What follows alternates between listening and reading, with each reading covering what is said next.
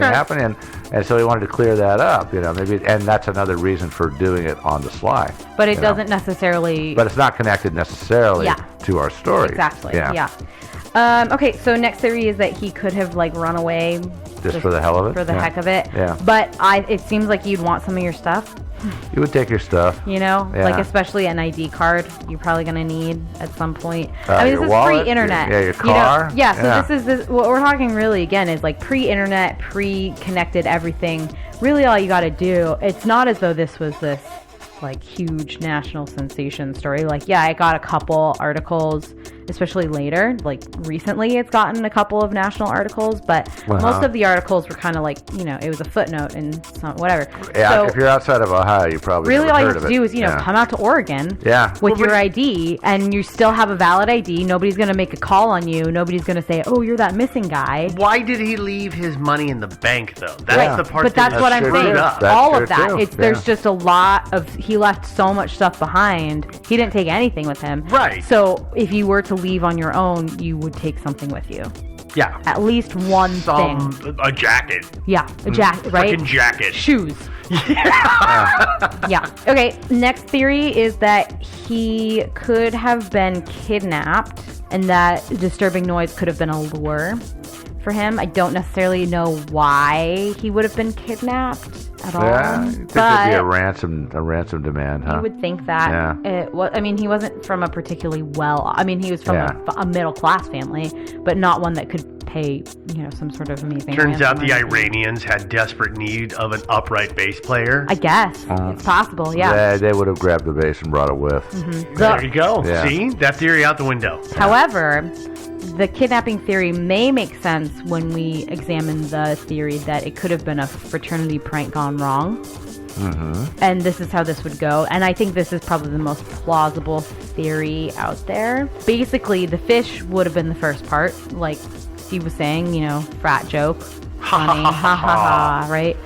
And we killed Captain Bass. Here you go. And then there's this noise, and it was his frat brothers, and they fake kidnapped him, maybe because of he was a sophomore. Mm-hmm. And he had pledged in his freshman year, I assume. He had. Yeah, and then there was a class pledging behind him. This is when pledge was happening. What fraternity was he again? Do you have it? I had it in my notes and I've lost it. Delta something. Yeah, Delta Tau Delta. Something like that. Okay, I apologize because I had it written down and then I can't find it anymore. Yeah, it was like uncap a stubby or something. Tap another keg of. Tap a keg of brew. So they were pledging. I guess they were in the second part of their pledging phase or something. There was some sort of pledge going on at that time.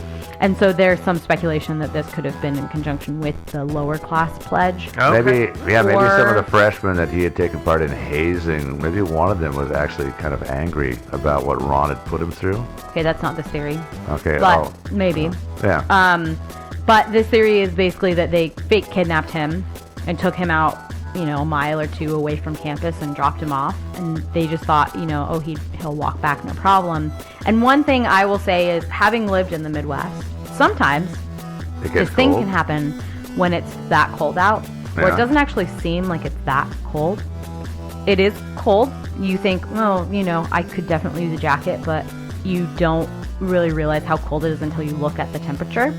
And so it is certainly possible that they could have thought that it was not, 19 degrees because it's April. Well, and if they're in a car hauling him somewhere, it's got the heater cranked. It's probably full of human bodies. And it was snowing, but, they were like, okay, well, it's chilly out, but whatever.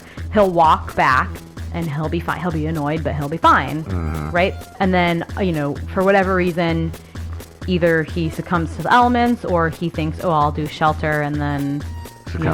walk in the morning or whatever happens. For some reason he succumbs to the elements and maybe he gets lost and dies out there. And this is something I never really heard in detail about the investigation, but you would have to assume the police would have interrogated his frat bros, right? Well, so apparently they didn't. Nobody said a thing? Really. They apparently, didn't really? Yeah, I was reading, I think it was in that same Medium article that you skimmed. Yeah. Where the woman was talking to some of the people who lived in the dorm with Ron, and they said they never were even asked questions. They lived on the same floor. They lived like 2 doors down. and nobody ever came to ask them questions about him.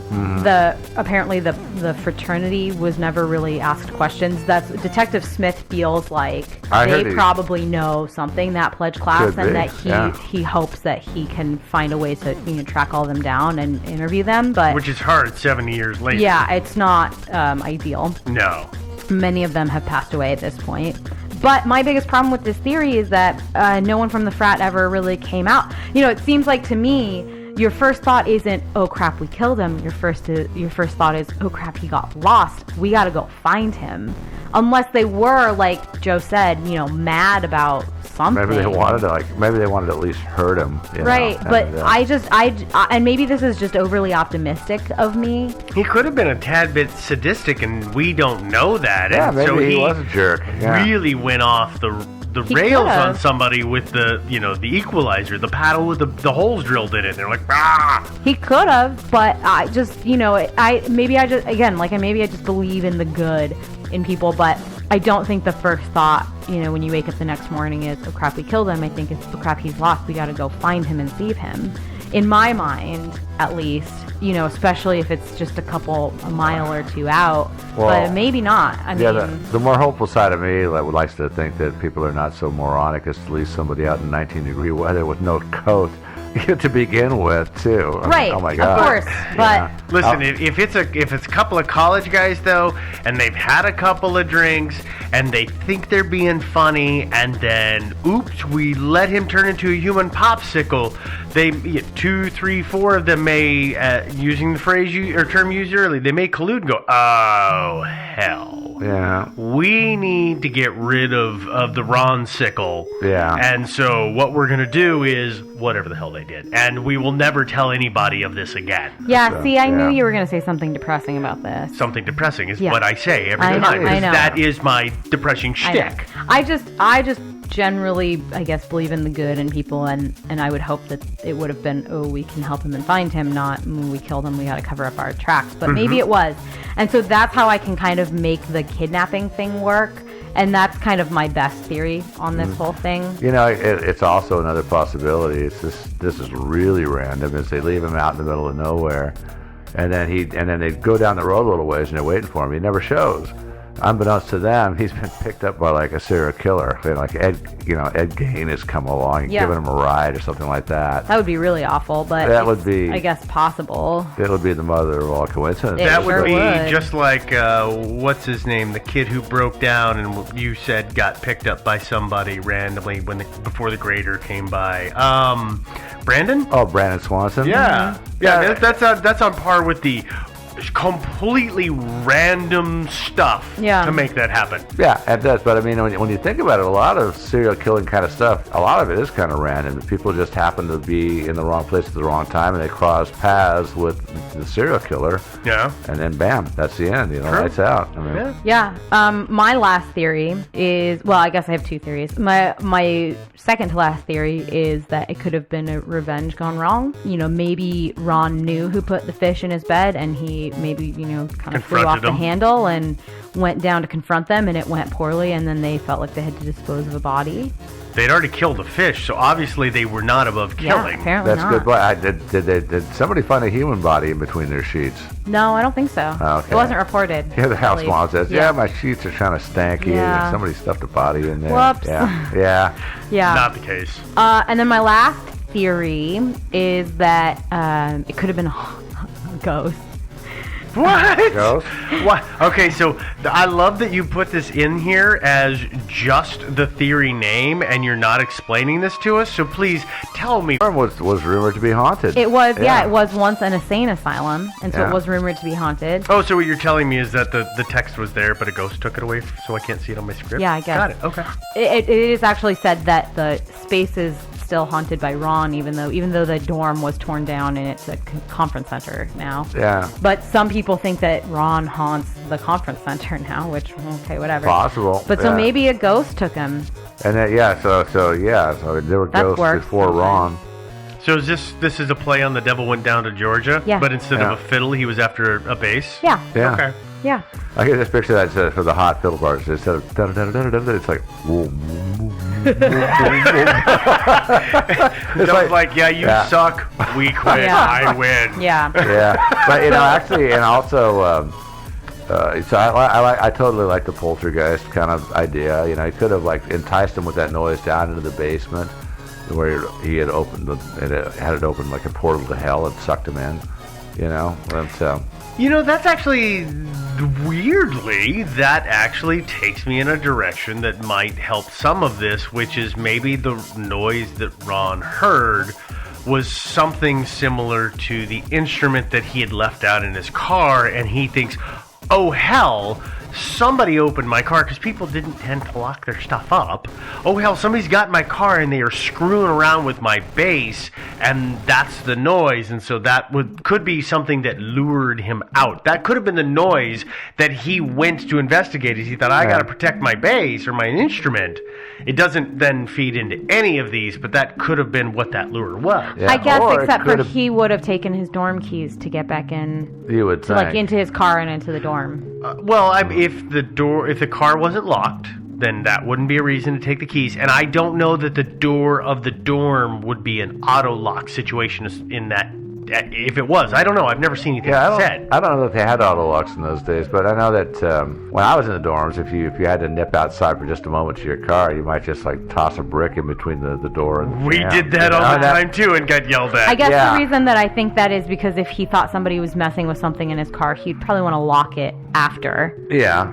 Right? Unless he just intended to drag it in the dorm room like he should have done in the first place. Yeah. But I don't know. It could be that actually he didn't go to investigate any noise at all. He just went outside. He remembered his bass, and he decided to go out and get it. And that's when he ran into Mr. Serial Killer or whoever it was. Yeah. So that's the end of my theories. Okay. I have one. Of course you do. Steve's got one. My theory is probably the most repugnant of theories because it is very appropriate for the day and age. But it could have been a sexual encounter gone wrong, and by that I mean it may have been that Ron was gay.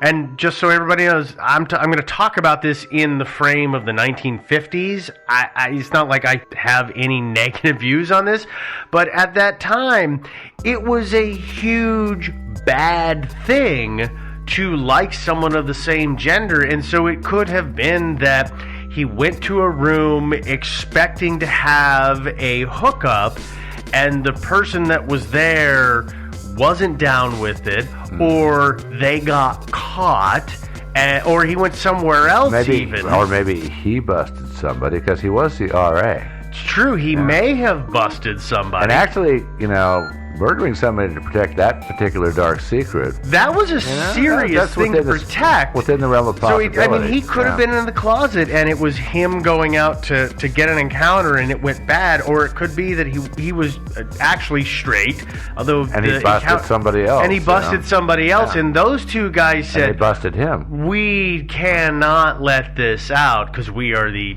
star football players. I'm going to make something up. I actually saw a theory out there that I omitted from this because I liked it just as much as I like this one. Yes, of course. And that was that, it's possible that when he went to go get clean sheets from the house mother, the dorm mother, that he caught her doing something she shouldn't have been doing, and she might have either called her husband or her boyfriend, or maybe she was with a guy. Girlfriend. Or maybe she was with a guy who came, or girlfriend, or whatever, and that was what needs to be done, because we just have her take on what happened, and it's obviously scant investigation. So listen. The only thing that I don't know. I have no freaking idea. It's tough. I mean, it's just there's no good theories. There's no good evidence for anything. He just disappeared. And the original investigation, frankly, wasn't all that great. Really awful. Yeah. It was really awful. They just assumed, like I said, they said he's rugged, so we assume he just left on his own. Yeah, he's 19. He's an adult. So we're not going to investigate. What's the problem here? Yeah. One note. I have one final hopeful note and one final sad note. The sad note is, we kind of talked about this before. Ron's younger brother, Richard, was actually first year. He was just a year younger than Ron at the time. He was also a student at Miami University. He was the first year while, he was a freshman while Ron was a sophomore. He finished school and then he was killed in an apartment fire a couple years later. That's brutal. Yeah, I Ron's do not mom. want to think about going out in a fire. Ron's mom died essentially of what's described as a broken heart after Ron disappeared. I don't remember when his dad died, but it was earlier, and his older brother died kind of early on as well. So like we said, Marcia, his sister, who's 10 years younger than him, or much younger than him, she was 10 when he disappeared, was the only living relative. That would make her 8 or 9 years younger than him, so damn near 10, yeah. Yeah, so hopefully she found herself a new family. Yeah, it sounds like maybe not. It sounds like she's just kind of still searching for him, which is really sad. But I have this faint hope, that he actually did run away and started a family of his own, and maybe this whole DNA testing train, as of today, actually, as of the recording of this episode, they have identified Lyle Stevick's family. This is what I have heard, although apparently the family is not talking. They've just declined to be identified, which I think is totally fair. But they, hopefully they have closure for themselves now. The Golden State Killer was just identified via DNA. So it's kind of my hope that he did run away and that somebody in his family, because Marcia has sequenced her DNA because they found a number of bodies that they thought might have been Ron's. And so they have her DNA on file, and it's spread out in the DNA sphere. I think Joe's right. I think this DNA thing is going to really screw up our gig here. I think it is too. Which, I don't like it. I'm not okay a fan. With. I'm totally okay with it. Yeah. I'm totally okay with everybody getting closure for everything. No, I don't want any answers ever. We might actually have to shift to a more historical format where we talk about 100-year-old mysteries and older. Because there's no bodies. There's no body, no DNA. I think we're going to have to do that. Yeah. But, I guess that's kind of my hope. Although I do think it's probably more likely that a frat prank went wrong, or he was recruited into the CIA. But I don't think that. I personally do not. I don't think the CIA one works. God, what was that crappy Pacino movie about a decade ago? It was that was kind of the vein of what you're talking about. That's the one where he was the trainer, the old wise man. Yeah, that was a crappy movie. It really was a horrible movie. Yeah. But the point is, this theory is along the same lines of that, and I just can't get behind it. So I think that either he had an encounter or lost an encounter, or maybe the frat thing, but those are the only ones that seem to have enough history or repeated instances by other people to have explained how it could have happened, and then why the body would never have shown up. Well, I just hope that if it was a frat thing, that somebody will come forward at some point. I'm kind of doubting it was, because I think it's more likely that he just went out to get his base and just ran into Mr. Serial Killer. That's your favorite theory for everything. And also, there's that one, and that's also the Steve Gay theory is also plausible, because the frat boys, frats, generally speaking, their stunts don't kill people. Well, they do sometimes. They do. Yeah, they do. They have, anyway.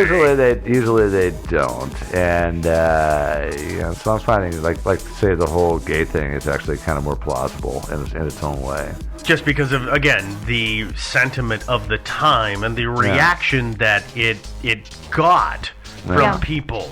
Yeah. Well, I guess I don't think any of these theories are good. No. I just hope that maybe someday we'll find out. None of them really jumps out at you as remarkably better. Yeah. All right. So what else have you got for us, Devin? Here's what I have for you. If you were a part of this frat prank, you could send us an email. That email address is thinkingsidewayspodcast@gmail.com.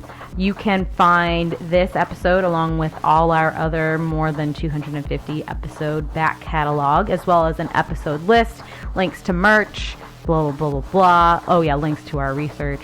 You can find all of that on our website, which is thinkingsidewayspodcast.com. If you want to connect with us on social media, you can do that in a number of different ways. We have the Facebook page and the group. Like the page, join the group. If you want to have discussions, you should join the group.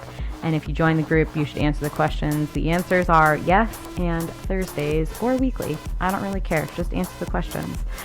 You can find us on Twitter, where we are Thinkin' Sideways. You can find us on Reddit, where we have a subreddit that's called Thinking Sideways.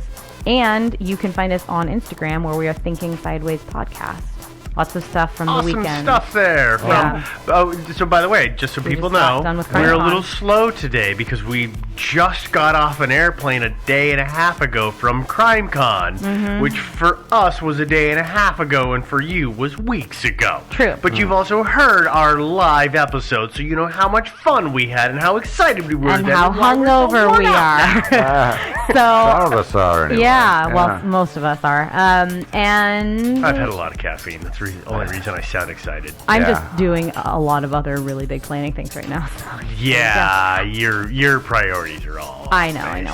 And you probably know how you're finding us, how you're listening to us right now. Hopefully that's on, like a Stitcher Premium type thing where you are not listening to ads, you're hearing us 4 days early, and you're hearing our bonus content that we're calling Down the Rabbit Hole once a month.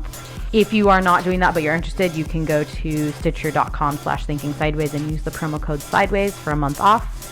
You might be listening to us on iTunes or streaming us pretty much almost anywhere. Google Play. Yeah, who knows where you're finding us. But you know how you're finding us. And if you haven't already, please do take the time to subscribe and leave us a comment and a rating. That helps other listeners find us. And TuneIn. I forgot we're on TuneIn. And Google. Oh, okay, we are? great. We're lots of All places. kinds of places. Yeah. We're everywhere. Holy But crap. we We are sound- viral. We actually sound better on Stitcher Premium.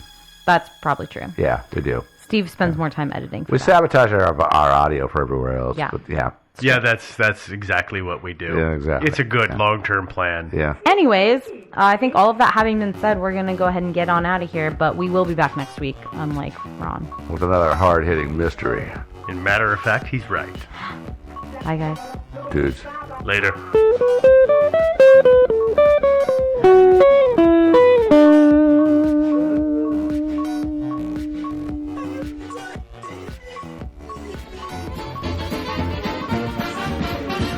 Thinking Sideways. I don't understand. Does not compute. You never know. Insufficient data to formulate a reply. Stories of things we simply don't know the answer to. Hello, and welcome to Thinking Sideways, the podcast. I am Steve, as always, joined by Devin? yet another mystery. Weird. Well, it's kind of what we do. It's a super creepy mystery. I wouldn't say creepy. Well, They're not weird. really. It's but- a little weird. Yeah. Unlike the kind of mysteries we usually do, which are totally normal all the time. Yeah. Yeah, nothing to see here. Yeah. Nothing to see here. Move along, Yep. please. All right. Well, today's story is about the disappearance of Sneha Phillip, and it was suggested by Lindley on Facebook. Oh, thanks, Lindley. When this was initially suggested, it's a really intriguing story and really interesting. But I was initially hesitant to cover this story. I remember. Well, Yeah, I mean, we had a conversation as a team, and I actually had quite a long conversation with the folks on the Facebook group. They talked to me about it, and eventually they convinced me that it was okay to go ahead and cover it. why? What is it? You're just sensitive about 9/11 issues? Well, yeah, that's exactly it. It's because this story does deal with 9/11, and it's considered one of the greatest tragedies or attacks in this country. 9/11. Yes, it's something that is still sensitive 14 years later. So I'm going to preface the story by saying that what we're going to talk about deals with 9/11, and it's pretty involved in the events of September 11th, 2001. We're not going to talk about that as much. It's just bits of the story that are going to touch on it. So if you're sensitive about it for whatever reason. I Yes, think, be aware of that. I don't think our listeners are really all that sensitive, so I think it's going to be fun. There are people who are involved that it is still a painful topic to deal with, and so I just want to put that out there. Yeah. So let's go ahead and let's start talking about our story. Okay. Oh. We're going to talk about Sneha Phillip. Sneha was born in 1969 in India, and then with her family, she moved to the United States. She wanted to study medicine, and so she decided to go to the Chicago School of Medicine, and she started there in 1995. While she was there, she met a young man named Ron Lieberman. She would eventually marry him 5 years later. After they graduated, both of them he was also a student at that same school, so he was training to be a doctor. He wanted to go into medicine. Sure. Yeah. They landed internships both in New York City. Ron had his internship at the Jacobi Medical Center in the Bronx. Sneha got hers at the Cabrini Medical Center. All right. So they're going to be doctors. They moved to New York. They get an apartment. All is well and good. Sounds like they had a cool apartment too, right down the Battery. I mean, Yeah. that'd be pretty sweet. wouldn't Yeah, it? no, it's a great neighborhood. Yeah. I pulled a Joe. I did a little bit of cruising around on Google Maps. Weird. I know he's rubbing off on us. Yeah. So we're gonna go ahead and we're gonna start our story on the afternoon of September 10th, 2001. Ron left for work on that afternoon, and Sneha, she had the day off. So according to what's available, she was in the apartment for most of the day. She had a conversation with her mom online that lasted for 2 hours. Like Skype or like chatting? It was a messenger. Okay. It was a messenger Sure. conversation. Yeah, I guess 2001 it was, yeah. Yeah. I think it was probably AOL Instant Messenger, sorry, I Microsoft Messenger. Sometimes I forget what it was like in those days. I want to know what it was like in those days. You know, No, you I know mean, what it I was do like in, remember. like, I was 1980? I was Holy a crap. freshman, so I was kind of in the thick of it, and sometimes I forget. Just the other day, I was thinking, God, what was the email address I had before I had Gmail? It wasn't that long ago that Gmail came into existence. Yes, it was. God, it was. Oh, wow. Yeah. Well, she has this 2-hour conversation with her mom. Okay, sorry. Okay. And then she apparently decided to go shopping. This is based on charges that are on her husband's American Express card and security footage of her, which the security footage was found later. Okay. But she went to a Century 21, which this particular store was across the street from the World Trade Center. It's not the movie theater. Okay, sorry. It's a store. It's not the Okay. real estate thing either. It's a store. It's a store. Okay. Got it. Because she bought like bedding and shoes. Okay. I think she bought lingerie too. Like it's it's a kind of- full on. Here, yeah. Like a department store. It's a full on department Okay, store. okay. I've never heard of Century 21 before this, Yeah, but there you go. But yeah, so she did all of this, and based on the timestamp when she paid for all of her purchases with the American Express, she finished up around 6 o'clock in the afternoon. Ron, her husband, says that he got home that night around midnight. He'd had a long day at work. He gets home, his wife's not there, but based on everything that I've read from him, that wasn't totally out of the ordinary. She was known to go out and then decide to stay with family members, so her brother or a cousin or somebody. New York is big. It's hard to get around sometimes. Yeah, and It's you know, easier. I can go here that's 10 blocks away rather than the 30, 50 blocks I gotta go home. Yeah, absolutely. So it wasn't abnormal, and he has said that, well, I guess that, you know, he got home that night and said, well, I guess that's something we gotta talk about again, because the deal was between the pair that she was supposed to call home and say, hey, I'm staying at my brother's house, or I'm staying at so-and-so's house. That makes sense to me. I think that's fair. But that's unreasonable. Yeah. Yeah, absolutely. Ron wakes up the next morning, it's September 11th. His wife's still not home. But he's got an 8 o'clock meeting, so he gets up at, I think it's 6 or 6:30. He's got to take the subway to get to work. It's like an hour commute or something. So he's got to go. She's not home. He goes to work. Well, if you know anything about September 11th, as of 8:46 a.m. Eastern Standard Time, that's when American Airlines Flight 11 flew into the new North Tower of the World Trade Center. And to put it lightly, that's when chaos ensued. I mean, things went crazy after that. Ron, he calls Sneha several times over the course of the day, but she never answers. And that's calling home at the apartment or calling her cell phone? I can't answer that. He doesn't say. I'm under the impression that he was calling the house because she was supposed to be at home because she had both the 10th and the 11th off. So presumably he was expecting her to have gone home, but I don't know that she had a cell phone. Well, she could have been home. She could have had a cell phone. I think the other thing to keep in mind is because it was September 11th, almost literally everybody in America was calling almost literally anybody they knew in New York or who might be in New York, The lines trying to did get a hold of them. They did get a bit Lines clogged. did get really clogged, and Yeah. a lot of calls just didn't go through. And if, their home line, they didn't have an answering machine or whatever, he could have tried and not realized that it wasn't connecting, Yeah, Or- quite possibly. or whatever. No, that's a very valid point. Well, let's see So we're into the afternoon of September 11th. He's at work. The hospital had been in huge preparations for all of the wounded that were going to come in from the World Trade Center, which didn't actually happen. So he takes off from work, and what does he do? He goes to the hospital that she works at.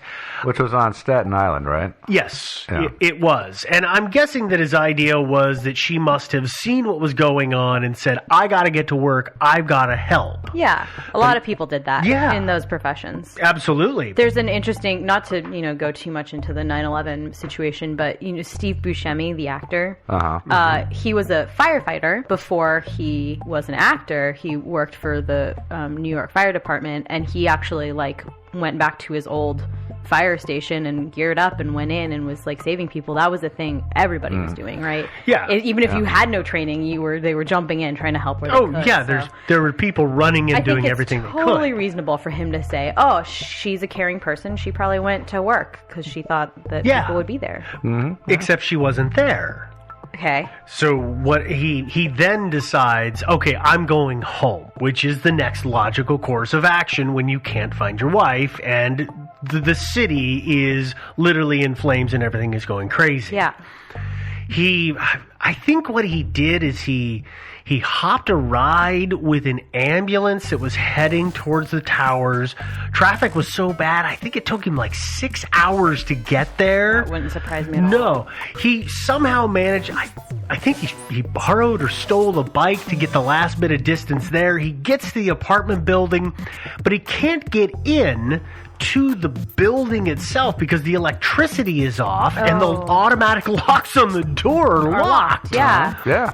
So he's trying to figure out what to do. He sees somebody has a candle burning in a window, uses a flashlight, gets their attention, gets that neighbor to open the window and shouts at him and says, "Can you go to this apartment, knock on the door, is there anybody home?" That person goes and nobody's there, comes back to the window and says, "Nobody's there." At that point, Ron's got no choice. He's got to find somewhere else to stay. And so he went and he stayed with a friend that night. The next morning or the next day, he comes home. This is now the 12th of September. He can get into the building this time. Power's back on. The power's back on. So he gets into the building. He goes to his apartment. He walks in and nobody's there. And it's obvious that nobody's been there because the windows had been left open and the apartment is full of soot. Right, of course it is. So it would be very obvious somebody's home because there would be footprints. Yeah. The only footprints in the place are from their cats. Okay. Yeah. Two little kittens who were obviously having a high old time in the dust. Probably. Apparently. They're probably a little hungry, though, by the time you got home. Probably. So that is the end of what we know officially about Sneha. She was seen on the 10th. As of the 11th, nobody has seen her. And as of the 12th, we've got Really confirmation she's not home. Mm-hmm. Probably goes without saying, Ron, her husband, and her family, they go nuts. They want to find her. They're putting flyers up all over the city. I think they